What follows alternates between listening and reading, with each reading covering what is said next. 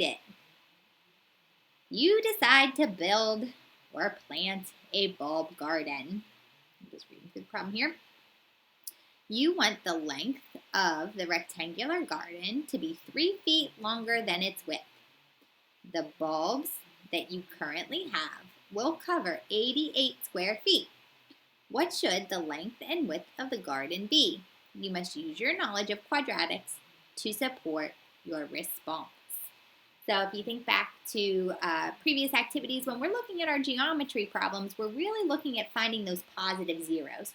So let's see if we can build a quadratic equation that we can solve to answer these questions. So the first thing we want to do is notice that it's a rectangular garden. So I'm going to go ahead and draw a rectangle. This is me kind of listing out the things that I know, listing out the things that I don't. It does say that you want the current number of bulbs to cover 88 square feet. So the whole area in here is 88 square feet. And it does say you want the length of the rectangular garden to be 3 feet longer than the width. So we don't know really what the width is. We can call that x.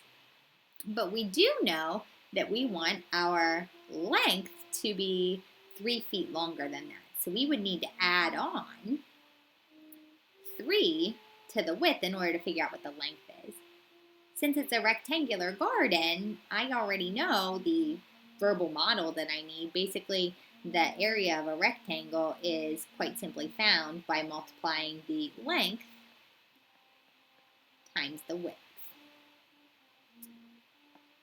So in this case, I know what the area is. The area, the number of bulbs I have is 88 square feet worth, so that has to be 88. The length in this case is going to be x plus 3, and our width was x. So before I go ahead and I start to solve, I do need to simplify both sides of the equation. Remember, when we say simplify in math class, that means to distribute and combine like terms. So I'm going to distribute my x in. That gives me x squared plus 3x. And now that's equal to 88. I can't really solve this quadratic as it stands right now without getting one side equal to 0. I mean, I guess I could complete the square if you wanted to go ahead and take that approach. That might be fun. But I'm just going to go ahead and set this equal to 0. So I'm going to subtract 88 from both sides. And then I'm thinking to myself, what multiplies to give me negative 88 that would add to 3? And that's not too bad to have to factor. I know that that would factor to be x plus 11 and x minus 8.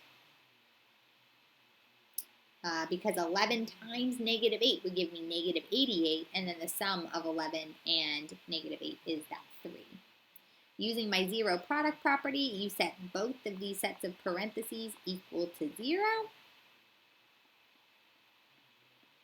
Subtract 11 from both sides, add 8 to both sides, and we see that we get an answer that doesn't make sense. We would never make the length or the width of our garden negative 11 feet, so 8 feet has to be our answer. We can use our graphing calculator to check the validity of this response. I did go ahead again just to review with you. Sorry, I meant to split the screen here. Let me split this real quick. Get my calculator. So again, I took a moment to enter my quadratic equation into my y equals screen. So I have x squared plus 3x minus 88 there in my y1. And then you could press graph, but I am going to go ahead and just select zoom and fit. Because again, zoom standard isn't going to get me down to a y-intercept that's at negative 88. So zoom fit. And I see I have my parabola there, but what I don't see are the x-intercepts for the zeros of this graph.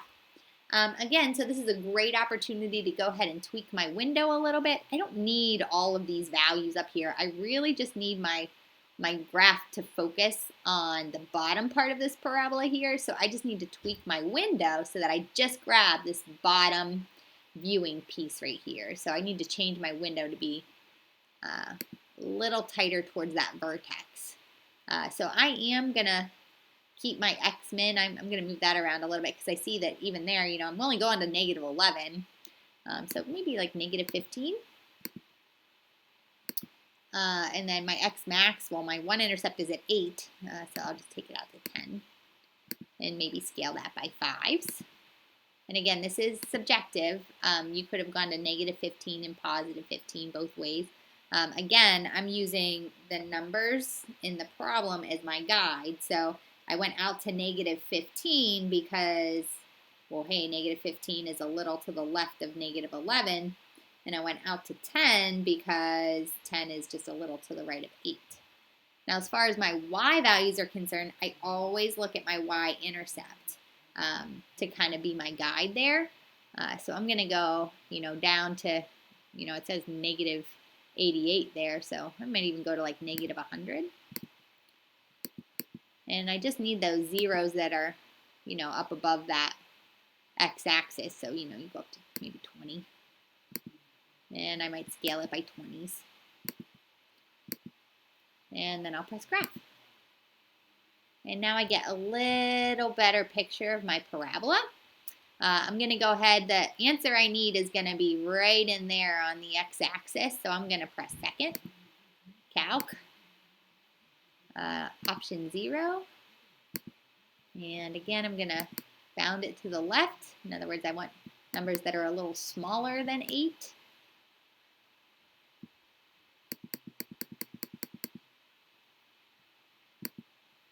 And then need to go above it as well.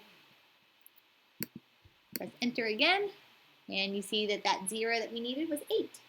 So we can now go ahead and answer our word problem with a sentence. And it's the new length. Grab my pen here. The new length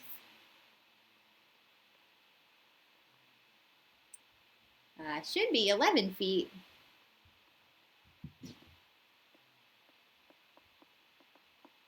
And the new width